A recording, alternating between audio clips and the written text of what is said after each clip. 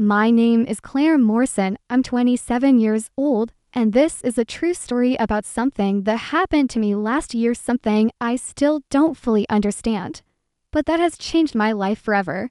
I'm sharing it because I know there's someone out there who needs to hear this, maybe because you're in danger and don't even realize it yet. I used to think family stories about the lake were just creepy bedtime tales told by my grandmother to keep kids from wandering too far from the cabin at night. She'd say the water could borrow things, objects, memories, even people, and that every 40 years it came to collect its debt. I laughed at it for years, but last September, when my mom unexpectedly passed away, I inherited her old cabin in northern Maine right on the edge of Frost Hollow Lake. I went there alone, thinking I'd sort through her belongings and decide whether to sell the place on my second night.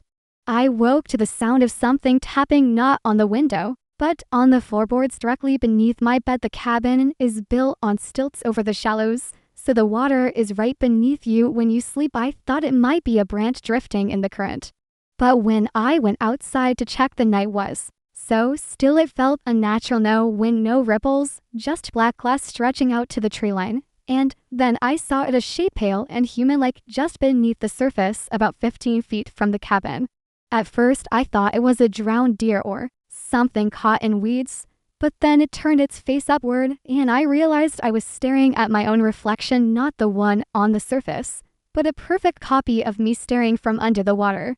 My blood went cold before I could move. The copy's lips began to move, bubbling words I couldn't hear, and in its hand it held something I recognized immediately, a silver locket my mom had always kept locked in her dresser. One she told me never to touch. I stumbled back inside and locked every door, telling myself it was a nightmare. But when I went to bed, the tapping started again, and this time it didn't stop until sunrise. By the time the first pale light of morning crept across Frost Hollow Lake, I'd convinced myself the whole thing was my grief playing tricks on me. My mom had just died. I was alone in a place filled with childhood memories, and the stillness of the wilderness can do strange things to your mind.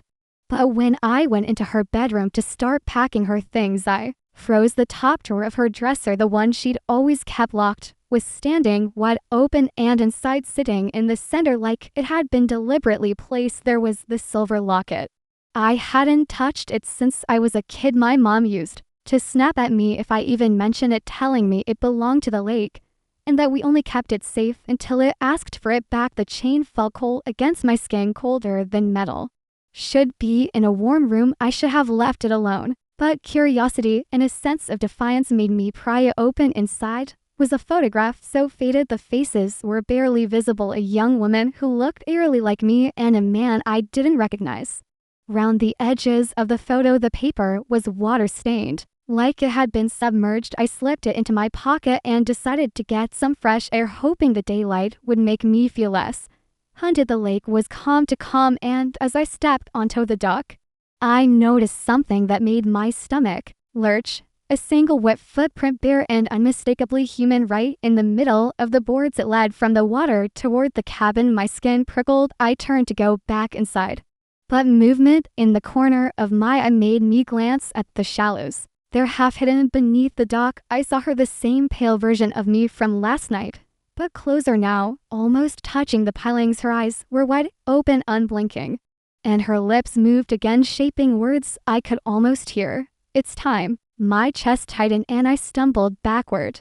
But in that instant, she raised her hand from the water. The locket was gone from my pocket. It was dangling from her fingers, dripping as if it had always belonged to her. I turned and bolted inside, slamming the door, my heart pounding in my ears. That's when I heard it again, the tapping beneath the floorboards, only this time it was faster, more urgent, and coming from directly beneath my feet. Tapping was relentless, a sharp, deliberate rhythm that vibrated through the cabin floor like a pulse. I backed away toward the kitchen, trying to put distance between myself and whatever was under there, but the sound followed me, shifting with my steps, as though it knew exactly where I was. My phone had no signal, and even if it did, who could I call? There's a dead version of me under my cabin. I gripped the counter until my knuckles whitened, trying to think. That's when a faint, wet scraping joined the tapping, the sound of something dragging along the underside of the wood. Then I heard it. My name, not shouted, not even spoken in a normal voice, but whispered through the boards in a way that made my skin crawl. Claire. I felt like my mind was splintering. I grabbed my car keys, thinking if I could just get to town I'd figure it out later.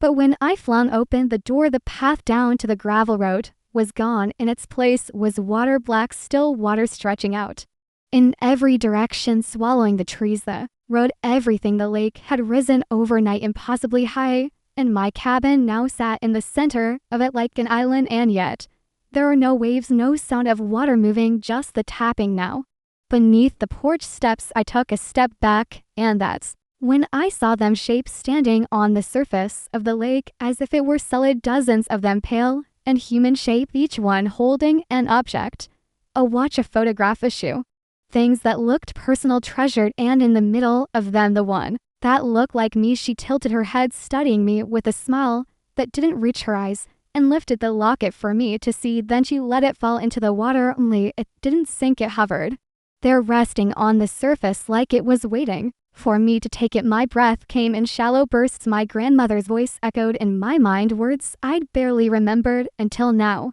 If you take what's theirs, they'll come for you, and they won't leave without it. But I didn't take the locket. I never had. That's when the water around the cabin began to ripple, and I realized with horror they weren't here to get the locket back. They were here for something else, something that couldn't be returned. The ripples spread outward from the cabin like the surface of the lake was breathing slow and deep. I backed toward the center of the room, my eyes darting between the door and the window, looking for any escape.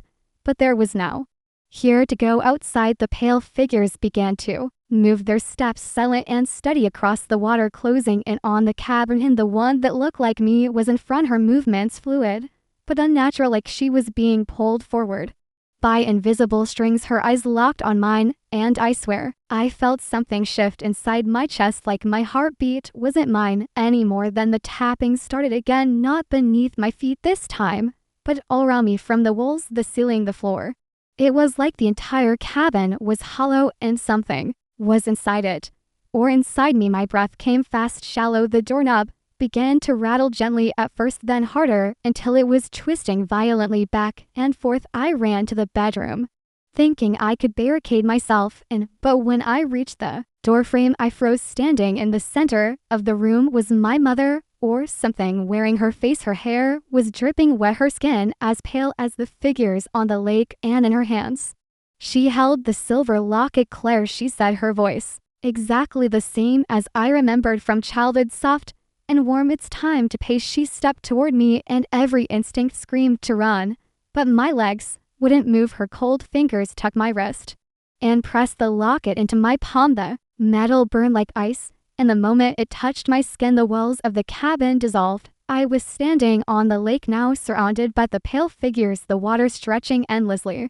in every direction. My reflection double reached out, placing her hand on my chest, and everything went darky. Woke up this morning in my own bed back in the city, my phone buzzing with missed calls. My car was in the driveway, the cabin keys were gone.